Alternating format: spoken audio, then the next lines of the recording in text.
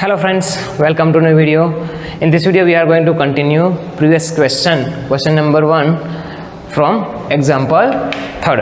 तो लास्ट दो एग्जांपल्स में हम लोगों ने देखा था कि कैसे अरिथमेटिक प्रोग्रेस है वो हमें चेक करनी है। Means we have to find the common difference. जो हमारा फिक्स नंबर है वो सभी टर्म्स के लिए means a2 - a1 a3 - a2 a4 - a3 a5 - a4 like that. ठीक है, तो वो सबका जो कॉमन डिफरेंस है वो हमारा सेम आना चाहिए, तभी हम लोग क्या बोलेंगे कि yes it's a arithmetic progress AP है, otherwise we can say that no it does not form any AP। तो यहाँ पे let's start the solution from example 3। तो सबसे पहले क्वेश्चन को अच्छे से समझ लेते हैं कि the cost of digging a well after every meter of digging when it costs ₹150 for first meter। First meter अगर आपको क्या करना है, कुआं गाड़ना है, तो वहाँ पे फर्स्ट मीटर के लिए ₹150 वहाँ पे कॉस्ट लगता है। और उसके बाद जैसे ही आप लोग नीचे और भी गहरा कुआं बनाएंगे आपको क्या मिलेगा, राइजेस बाय ₹50। कॉस्ट है वो इंक्रीज होगा कैसे, ईच एंड एवरी मीटर आपको ₹50 और देने होंगे। तो let's start the solution.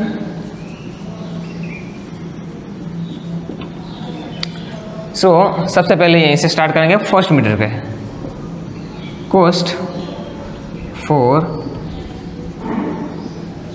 Digging first metre.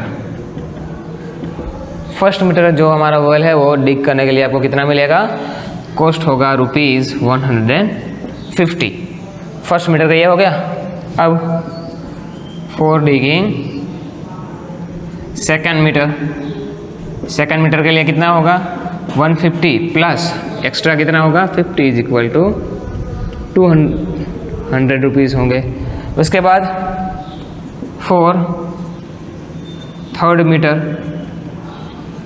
कितना मिलेगा आपको, 200 ऑलरेडी थे, उसमें और 50 ऐड करेंगे तो आपको कितना मिलेंगे ₹250। तो ऐसे ही कंटिन्यूसली फोर्थ मीटर के लिए अभी कितना मिलेगा, और 50 ऐड करेंगे तो 300, आफ्टर दैट 350, आफ्टर दैट 400। तो देयरफॉर AP हमारा नंबर सिस्टम में क्या मिलेगा, 150 200 250 एंड कंटिन्यू। ठीक है, तो ये जो हमारा टेंटे है, तो उसके बाद हम लोग कितने भी मीटर्स के लिए जितना गहरा बनाएंगे उसी के हिसाब से हमारा कॉस्ट होगा। So now it is an AP और नॉट, हमें Y का आंसर देना है, इफ यस और नो। सो हियर ये क्या होगा हमारा A, इट्स A2 A3।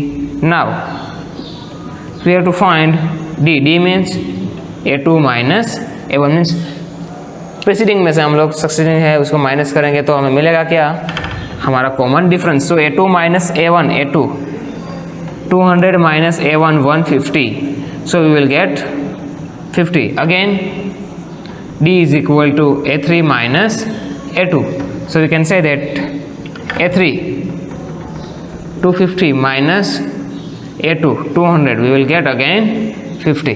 तो यहाँ पे रीजन में ये भी लिख सकते हैं कि here A2 - A1 is equal to A3 minus A2 means indirectly क्या है, दोनों का दोनों हमारे कॉमन डिफरेंस D की ही वैल्यू है, इसीलिए we can say that yes it forms an AP। Question number 4। तो क्वेश्चन नंबर 4 कुछ ऐसा है, the amount of money in the account every year when ₹10,000 is deposited at compound at 8% per annum. ठीक है, compound interest पे वो ₹10,000 है वो बैंक में मतलब कहीं पे भी ऐड करते हैं। ठीक है, तो each and every year amount है, क्या वो अरिथमेटिक प्रोग्रेस है वो फॉर्म करता है या नहीं। तो हमारे पास कंपाउंड इंटरेस्ट का अरिथमेटिक फॉर्मूला है ऑलरेडी। तो सबसे पहले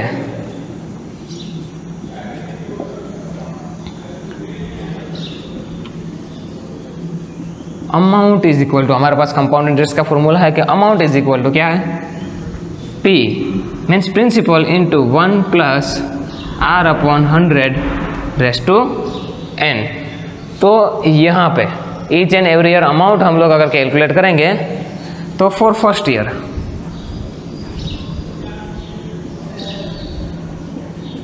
प्रिंसिपल हमारा कितना है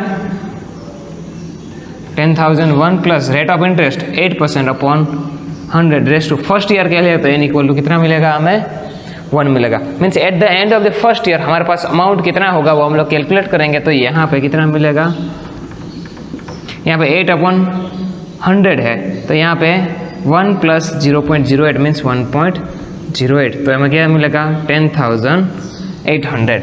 तो ये हो गया हमारा फर्स्ट ईयर के एंड में हमारा अमाउंट। अब now for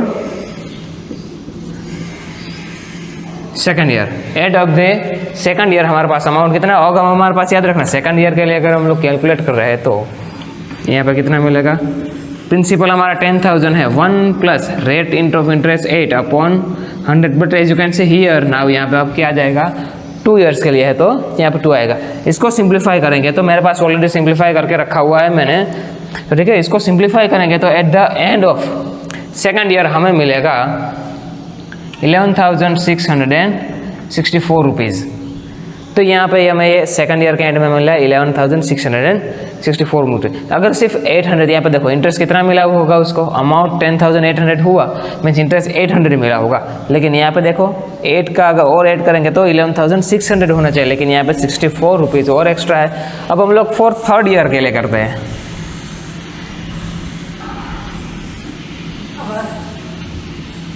for third year again principal 10,000, 1 + 8/100, changes कहाँ पे होगा यहाँ पे।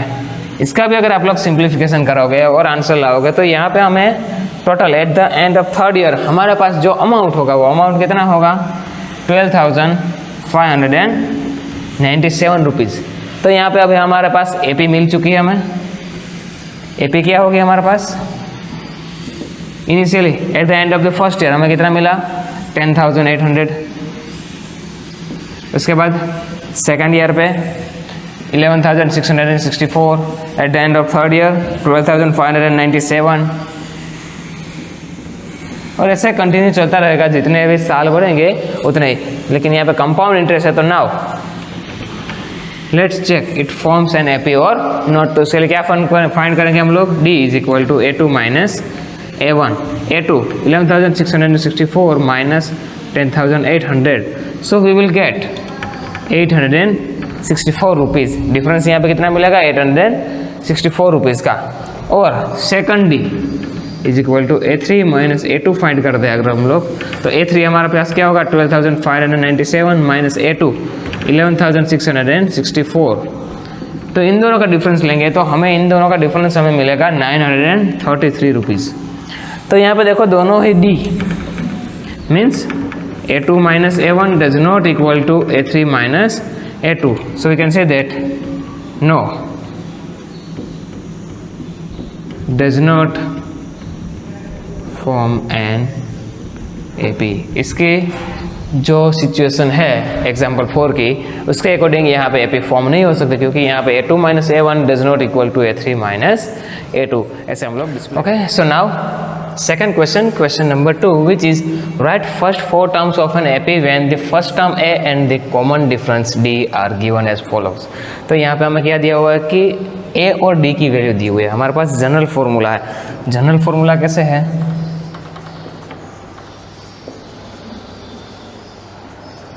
जनरल फॉर्मूला की अगर हम लोग बात करेंगे तो हमारे पास पूछे है A + D, A + 2D, A + 3D and continuously up to infinite.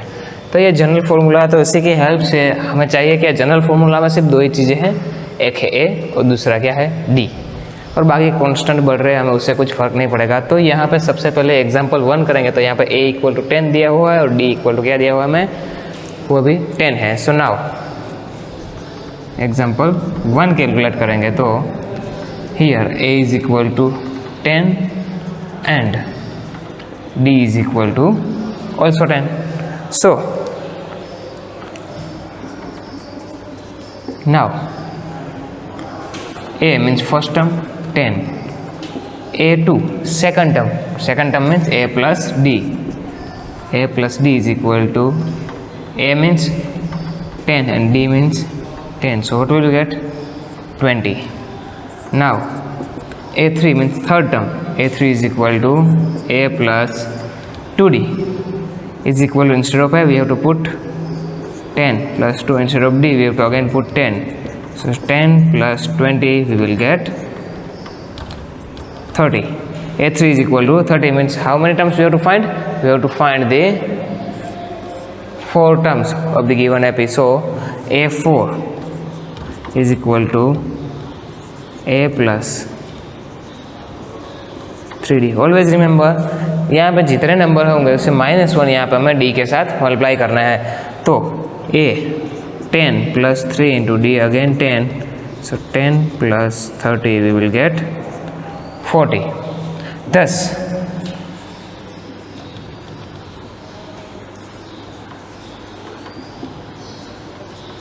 required AP is equal to, ठीक है, 4 टर्म्स हमारे AP के कौन से होंगे? 10, 20, 30 and 40 like that. A means first term 10, A2 second term 20, A3 third term 30 and A4 fourth term 40. Now after that second example where A is equal to, as you can see we have -2 and D is equal to 0. A is equal to -2 and D is equal to 0. Therefore first term A, now first term A is equal to -2.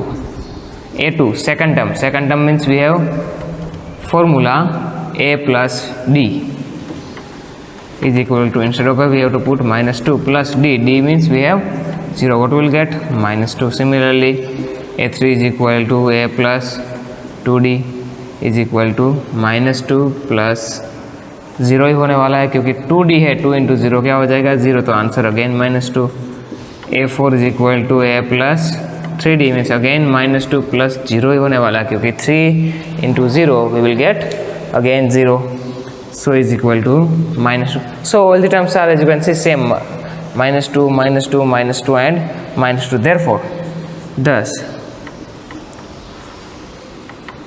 required AP is equal to 4 terms लिखनी है हमें, तो -2, -2, -2 and -2. तो ऐसे हमें 4 terms बाकी के 3 examples हैं उसकी भी लिखनी होगी. Third one here in the third example A is equal to 4 and D is equal to -3. Therefore first term, now first term A is equal to 4. Now A2 second term means A2 का formula क्या है हमारे पास? A plus D. So instead of A we have to put 4 plus, instead of D we have to put -3. So 4 plus और -3 we will get 4 -3 1. तो A2 मिला हमें 1. उसके बाद अब A3 is equal to A plus 2D. Instead of A we have to put 4 plus 2. Instead of D we have to put -3. So 4 plus 3 to जा -6. So 4 -6 equal to -2. तो A3 हमें मिलेगा -3. And last one A4 is equal to A plus 3D. A instead of we have to put 4 plus 3 instead of D -3. So plus 3 3 जा plus -9. 4 -9 we will get -5. तो अभी हमें 4 terms मिल चुके हैं. 4, 1, -2, -5. So we can write thus required AP is equal to क्या है? 4, 1, -2 and -5. ऐसे answer मिलेगा हमें. And A is equal to -1 and D is equal to 1/2. So as you can see here D is 1/2 means you can consider as a 0.5 or also take 1/2 as it is. So now A equal to -1, A2 second term A plus D -1 plus 1/2 is equal to -1 plus 1/2. 1 में से half निकलेगा तो कितना बचेगा? Half, और sign बिगर 1 के means -1/2. After that A3 is equal to a plus 2d minus 1 plus 2 into 1 half 2 to cancel out. What will get? Minus 1 plus 1 0. And after that a4 means a plus 3d. So we can write, instead of a we have to put minus 1 plus 3, instead of d we have to put 1 upon 2. So minus 1 plus 3 by 2. So minus 1 plus 3 by 2 means 3 by 2 means 1 and half में से 1 निकल जाएगा तो कितना बचेगा? Only half equal to 1 upon 2. But यहाँ पे positive होगा, याद रखना, जैसे कि यहाँ पे नेगेटिव था because of sine of bigger digit. thus we can write required AP is equal to, initially we have minus 1, after that minus 1 upon 2, after that 0, and at the end we have 1 upon 2. This is our final answer of example 4. Now last example 5. Here we have a is equal to minus 1.25 and d is equal to minus 0.25. So now a तो already हमें दिया हुआ है minus 1. Now a2 is equal to a plus d. a minus 1.25, ये गलती नहीं होनी चाहिए थी, ओके, वरना का आंसर गलत आता. तो अभी यहाँ पे देखो d minus 0.25 minus 1.25 plus minus 0.25, same sign means addition. As you can see, we got same sign addition, minus 1.25 plus 25, 50. After that a3 is equal to a plus 2d, instead of a 1.25 plus, instead of d minus 0.25. So minus 1.25 minus 25 to the, we will get 0.50. So minus 1.25 and 0.50, same sign addition means we will get minus 1.75. तो याद रखना, जब आप point में addition करते हो तो decimal का ही डेसिमल के साथ होगा और इंटीजर्स के साथ एडिशन होगा, तो वो याद रखना है. After that a4 is equal to a plus 3d. Instead of a we have to put minus 1.25 plus 3 into the d minus 0.25. So चलो यहाँ पे ऊपर लिख देते हैं,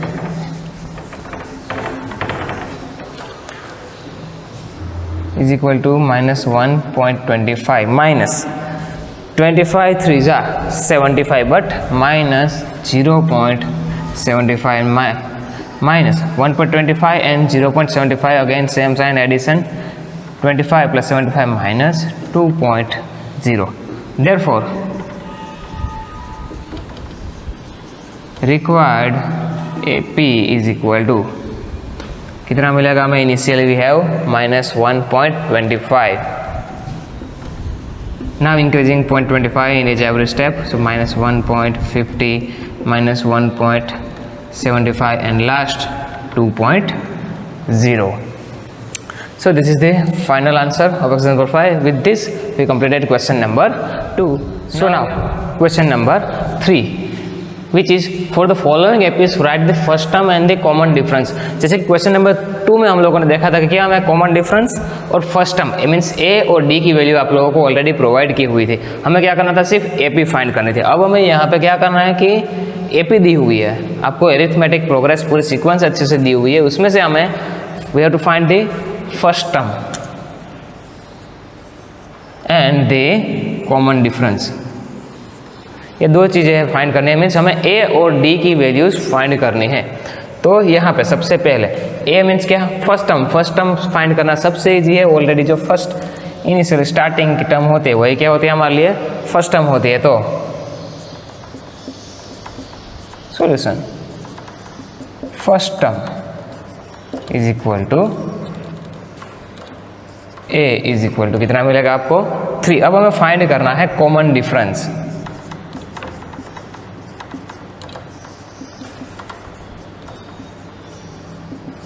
common difference D is equal to क्या होगा, A2 माइनस A1। तो A2 माइनस A1 सेकंड में से है, फर्स्ट वन सब्ट्रैक्ट करेंगे तो क्या मिलेगा, 1 minus 3 is equal to 1 minus we will get minus 2। Again एक और ट्राई करेंगे, क्योंकि फर्स्ट टर्म पे सिर्फ हम लोग एक का ही डिफरेंस देख के ऐसे कंफर्म नहीं कर सकते कि यस ये तो कॉमन डिफरेंस यही होने वाला है। अगर AP दी हुई then it's okay, only one calculation is enough, but in the practical way हम लोग मोर देन वन टर्म से उसका कॉमन डिफरेंस निकालेंगे। तो D इज इक्वल टू यहाँ पे एक और करते हैं,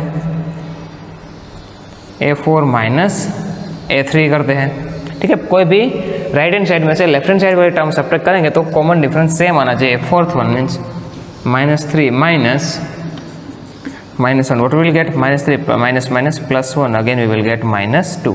So yes, we can say that common difference D is equal to -2 and first term A is equal to 3. Now similarly for second क्या होगा यहाँ पे, A first term equal to A क्या होगा हमारे लिए, -5। Now common difference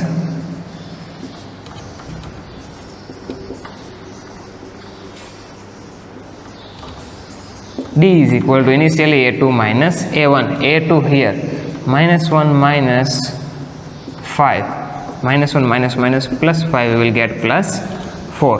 Again we are going to verify with A3 minus A2, कुछ भी कर सकते हो हमें, A3 3 minus A2 -1 3 plus 1, क्योंकि यहाँ पर माइनस माइनस क्या हो जाएगा, प्लस। तो D is equal to 4, the common difference हमें मिलेगा 4 and first term is -5।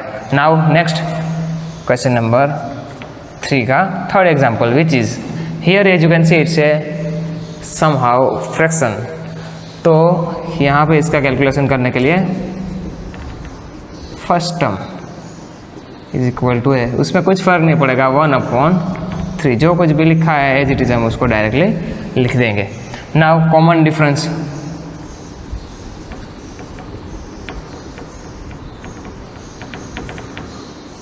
D is equal to A2 minus A1, हमारा फॉर्मूला ये अप्लाई करेंगे।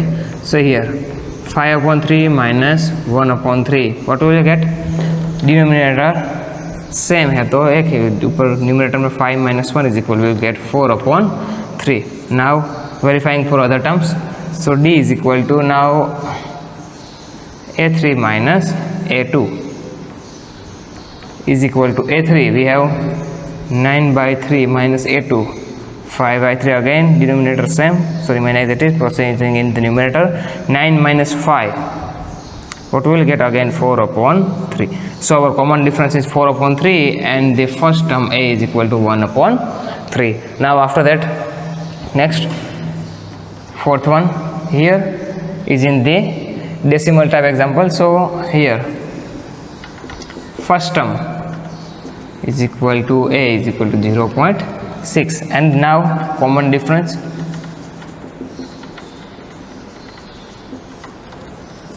D is equal to again A2 minus A1, A2 here 1.7 minus first term 0.6, so 1.7 minus 0.6 we will get 1.1. Again verifying for other terms, so A4 minus A3, A4 we have 3.9 minus 2.8, again we will get 1.1. So our common difference is 1.1 and the first term A is equal to 0.6. ऐसे हमारा जो question number 3 है उसके examples होंगे। तो याद रखना है कॉमन डिफरेंस कैसे फाइंड करेंगे, कोई भी दो कंजिक्यूटिव टर्म्स होगी उसका, उस कंजिक्यूटिव टर्म्स में से जो राइट हैंड साइड होगी उसमें से हम लोग लेफ्ट हैंड साइड की जो टर्म्स है उसको हम लोग सब्ट्रैक्ट कर देंगे, और जो आंसर मिलेगा वो सभी टर्म्स के लिए, कोई भी राइट में से लेफ्ट को सब्ट्रैक्ट करोगे वहाँ पे वो सेम ही होना चाहिए अगर वो एरिथमेटिक प्रोग्रेस है तो ये बात अच्छे से दिमाग में रखना, ठीक है। ये क्वेश्चन नंबर 3 से हमें क्या सीखने को मिला कि we can find the A first term and the common difference D if AP is given, and from question number 2 we can conclude that if common difference D and first term A are given, we can make any arithmetic progress.